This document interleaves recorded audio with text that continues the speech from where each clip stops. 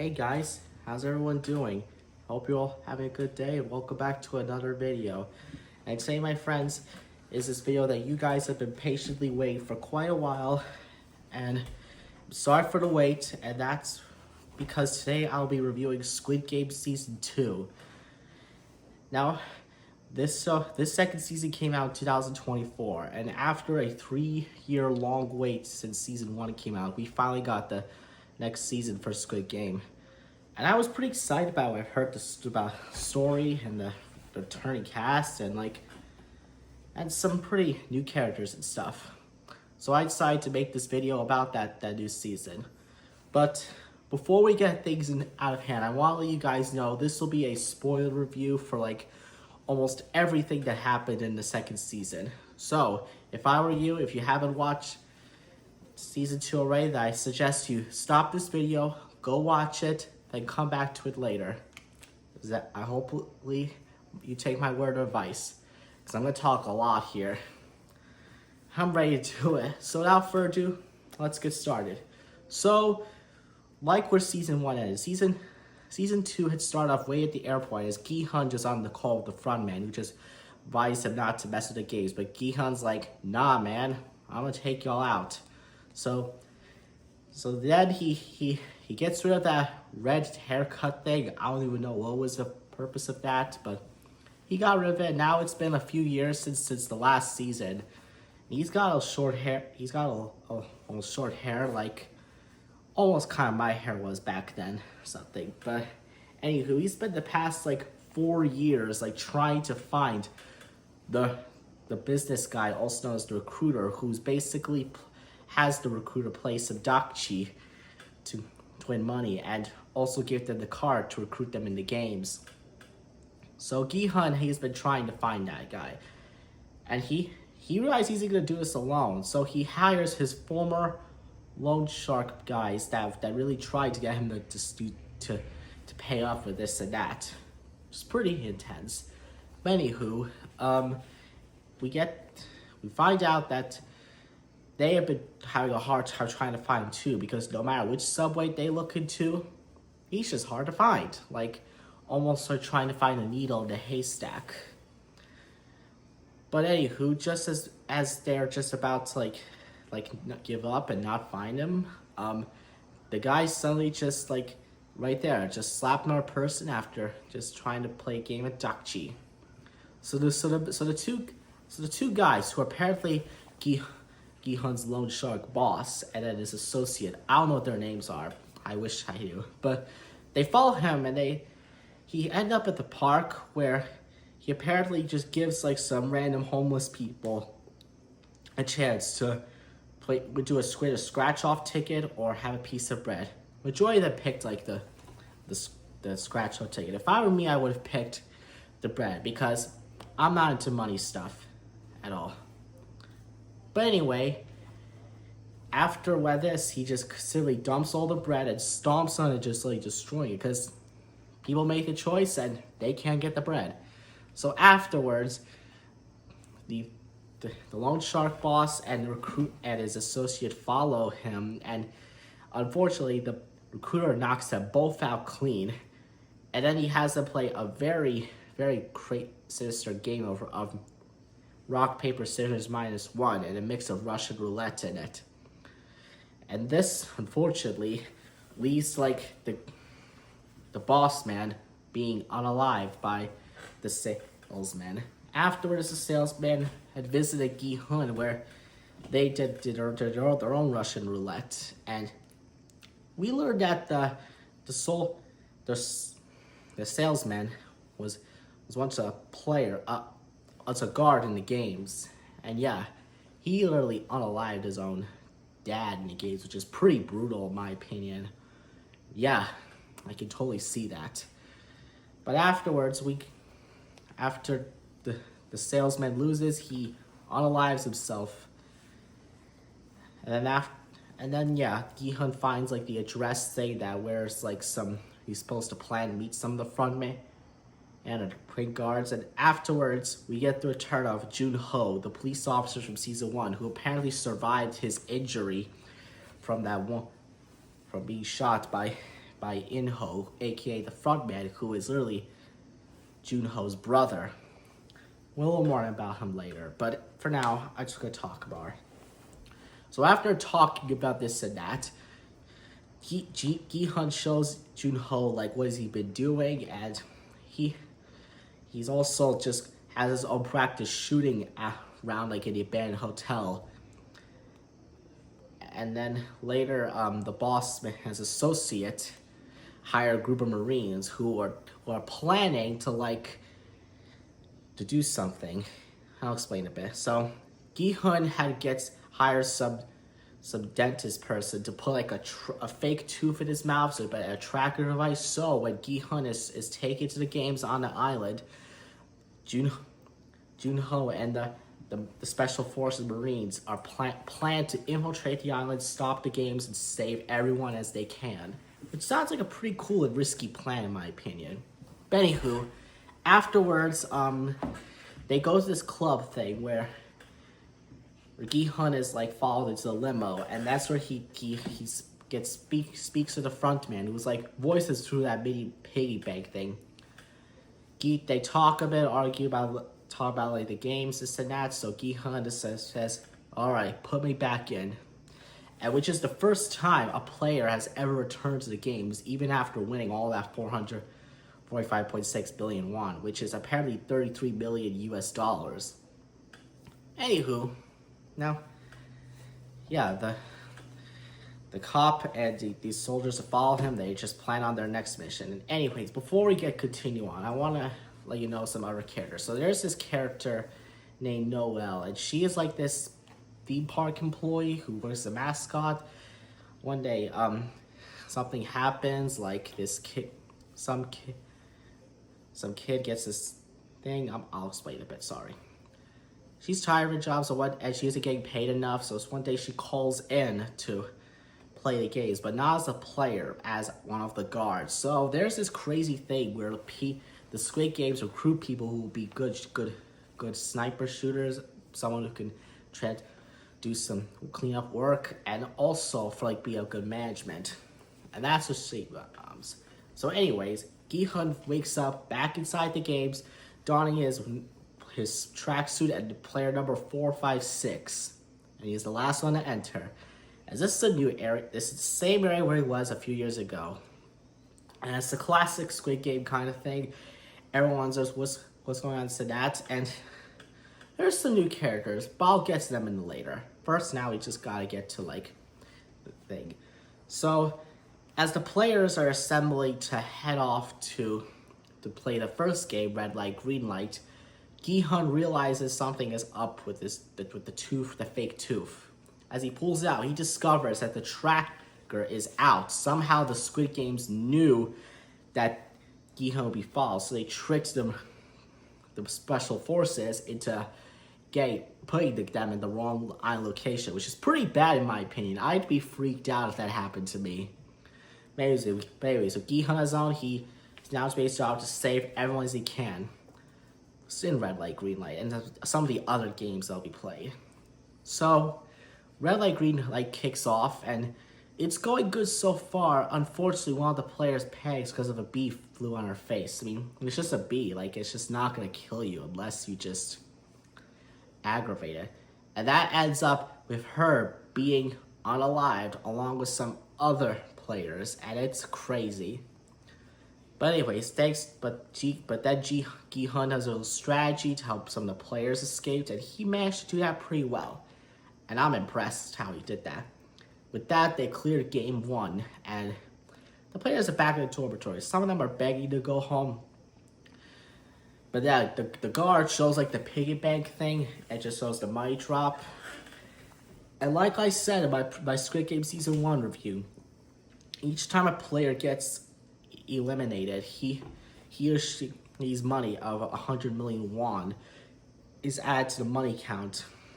But there's a little surprise twist thing that I'll explain in a bit. The players have a chance to either end the games or go home, and this is where the interesting thing happens. The money means the money that's owned will be split openly to the other players they chose to lead the game. So there is an option. There's an X, which I have on my track shirt right here. Means you will choose to go home with the money you have, or you press O to keep playing and risking the stakes to play more dangerous games.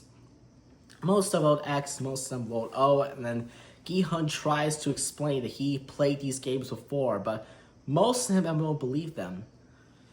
So yeah, it all comes down to one voter, which is player 1. I don't know how he got there, but I wish I knew what. So player 1 just walks by and he eventually chooses the O, which means the games will continue. And it is just a shocking reveal because this player is like, he's not an ordinary player. His name is player 1, but his name is Oh Young-il, and unbeknownst to everyone, that is literally the front man posing as a player. It's kind of like how in season 1, Oh Nam was posing as player 1.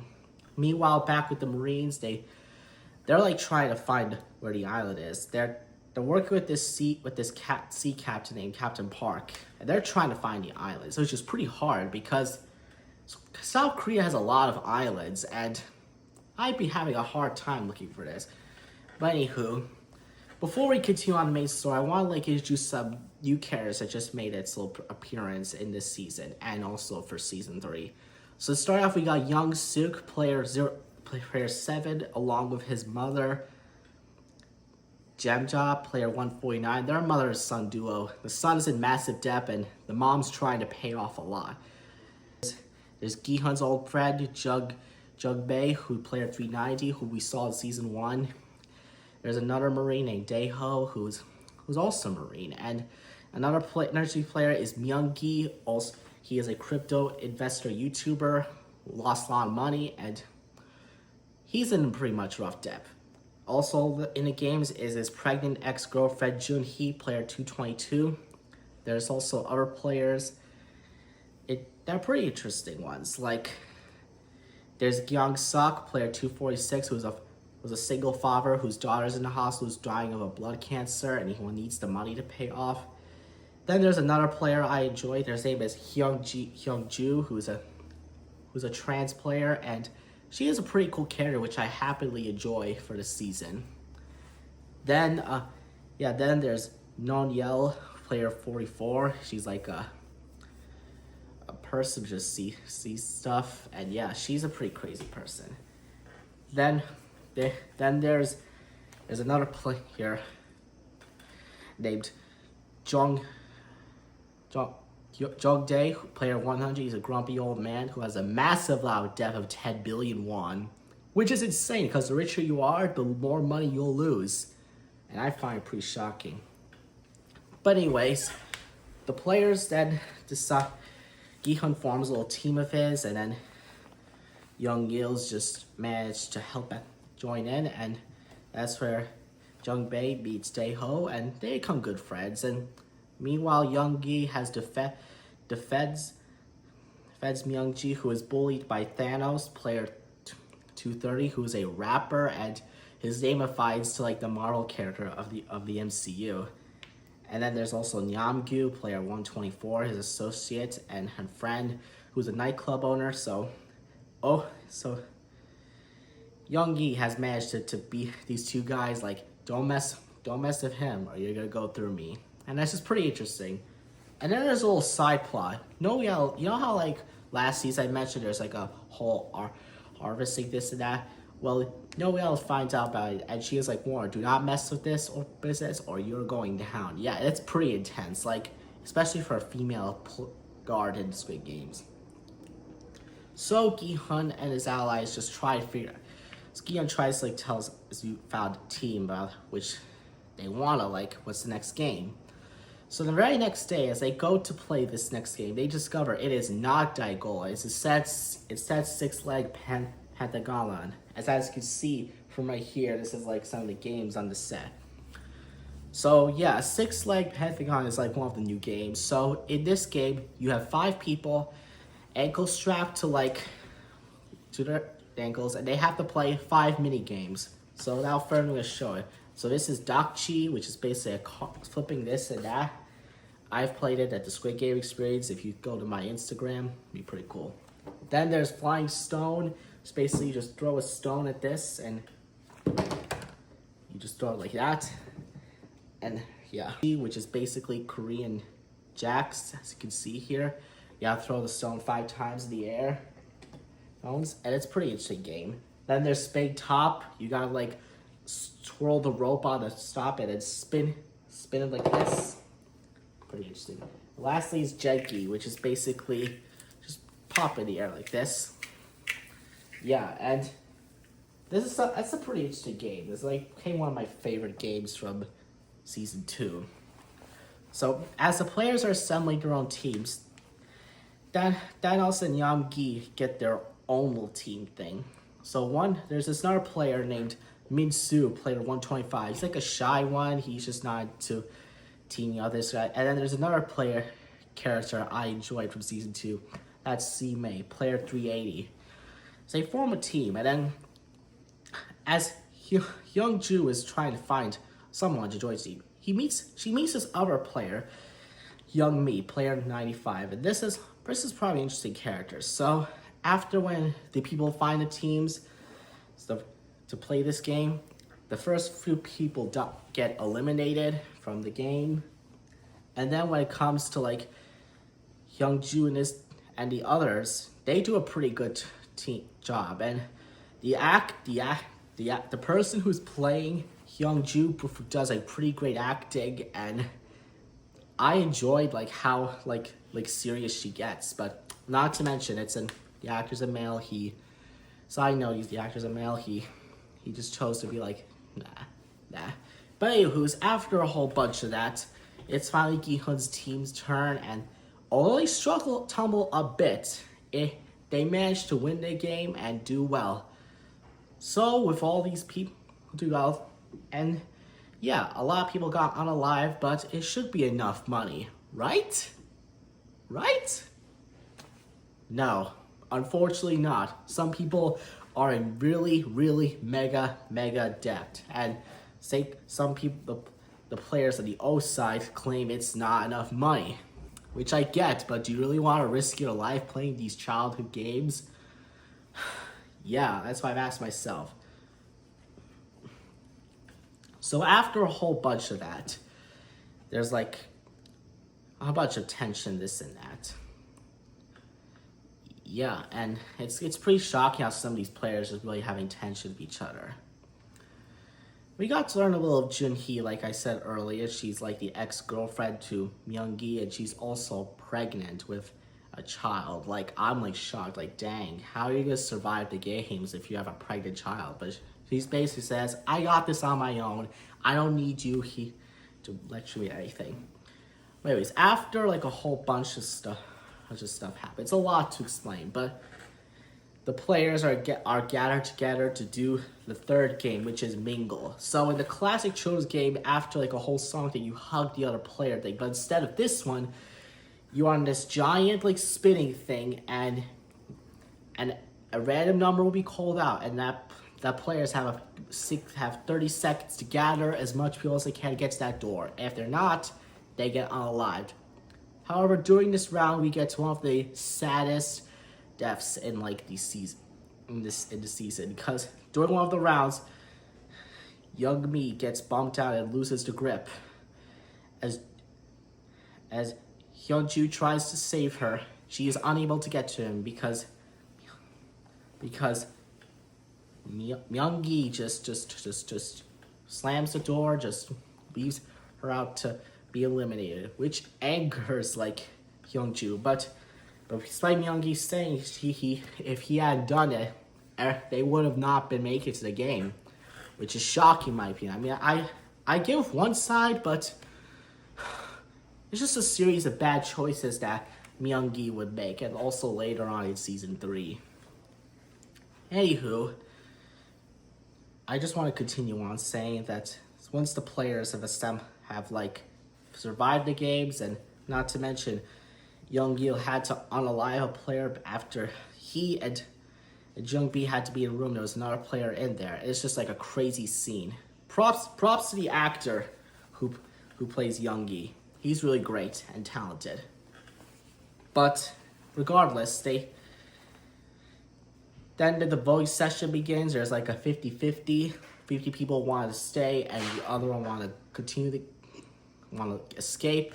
And some of the old players joined the X side, and this creates a lot of tension. Like there's like a conflict gonna happen, which kind of reminds me of another of a movie I enjoy, West Side Story. Like these two, and which is kind of like a Romeo and Juliet thing. But it gets to that, and it's pretty intense. Meanwhile, Myung-gi, who is relentlessly bullied by Thanos, and Nam-gyu has like in the bathroom, there was like an all-out brawl just happened, and as Myung-gi is really about to be unalived, he uses a metal fork to unalive Thanos, completely ending the misery that he had. And this creates a whole lot of tension because not only will some players are allowed to unalive others, that can also increase the chance of money, which like in season 1, it can increase this and that. So Gi-hun, realizing something huge will happen, he decides that he and the other players will hide in their bunks just to protect themselves to avoid being unalived. Unfortunately, during this crazy midnight brawl, Si-mei unfortunately gets unalived, and Min-soo tried to save her, but he was too scared and couldn't do it. I'm just like, man, she befriended you and you betrayed her. Wow, just wow. But anywho, during this time, Gi-hun designs a plan to go against the games, just take the weapons to the soldiers, go up the buildings and just go after them. So meanwhile, Captain Park and his team, they're trying to find the games, but meanwhile during this, Captain Park allegedly unalives one of the marine things and push him off the edge. But Junho doesn't know about it. He has no idea this sea captain just secretly working for the games. I was shocked, and this one we had to wait a while to find that to happen. But anyways, back to the games. As the guards come in to try to just scan the bodies, Gi-hun and his team, they do a sneak attack and just take down some of the soldiers. And that's where Gi-hun, they just want to go storm the games and stop everything so everyone can go home. Thankfully, Hyung-ju, who's a former special forces, teaches the players how to use the weapons the guards use, and it's a pretty interesting weapon. I mean, I have never I don't know military training. I'm not a soldier, but she'd be a pretty good teacher in the army school. But anywho's, the players assemble. Some players decided to go, and others stayed to fight through an all-out brawl against the guards in the stairwell, and it is insane. However, when Daeho is sent to go restock the magazines for the players, he unfortunately has a panic attack, and I don't know. And when I first heard, I was like, "Dang, is he having PTSD?" But it's later, I'm like, "Oh, something's up." But anyways, after some of the players were unalived by the guards, that they took control of everything, Young-il betrays the team, and he was revealed to be the front man, matched to Gi-hun's shock, and it is another shocking death, as Gi-hun watches as Jung-bae is unfortunately unalived by front man. And it's just shocking in my opinion. But that's where it ends. It ends on a pretty shocking cliffhanger. And I was shocked what happened when I saw it first time. And I just couldn't believe that just happened. But it wouldn't be until a few months later when we finally see the next chapter for Squid Game, which is Season 3, which I'm planning to review in a video in September. But yeah, that's all I pretty much got to say for my review for Squid Game Season 2. I hope you guys enjoyed the video. And make sure you guys comment, and subscribe, and tell me who is your favorite character in Squid Game Season 2. Thanks for watching. I'll see you guys in the next video, and have a wonderful weekend. Goodbye.